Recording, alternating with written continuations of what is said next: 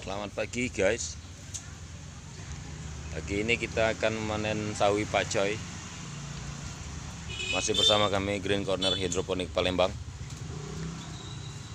yang merupakan pioner dari supplier sayur hidroponik di kota Palembang. Bagian-bagian atau daun-daun yang mungkin rusak atau tidak terpakai, untuk mempermudah kita siapkan satu box untuk tempat pakcoy yang sudah dipanen, kemudian satu box lagi untuk pakcoynya